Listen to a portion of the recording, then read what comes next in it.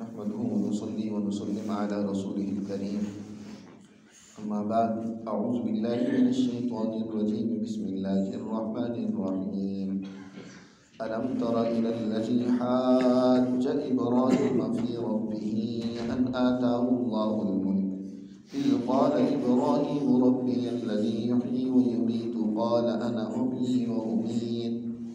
قال إبراهيم فإن الله يأتي بالشمس من المشرق فأت بها من المغرب فبهت الذي كفر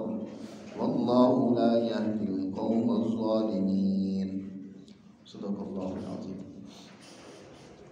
گزشتہ آیات مبارکہ میں اللہ سبحانہ و تعالیٰ نے اس بات کو واضح کی ہے کہ مسلمان جماعت دنیا میں ظلمتوں کو ختم کرنے کے لیے آئی ہے۔ اس کی ذمہ داری دنیا کے اندر ہر طرح کے فساد، ہر طرح کے شرور، ہر طرح کے فتنوں اور ظلمتوں کا خاتمہ ہے۔ اور مسلمان جماعت کے مقابلے میں جو طاغوت کی جماعت ہے، کفر پر کھڑی ہوئی جماعت ہے،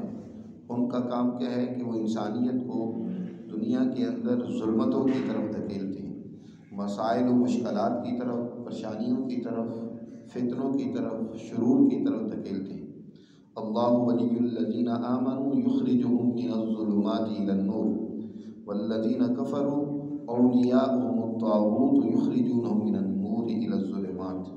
ایمان والی جماعت جن کا معاون اور مددگار اللہ کی ذات ہے، تو وہ در حقیقت نور کی طرف، عدل کی طرف انسانیت کو لے جاتی ہے، اور جو کافر ہے ان کا معاون اور مددگار طاغوت ہوتے ہیں، لہٰذا ان کا کام کیا ہے؟ یخرجون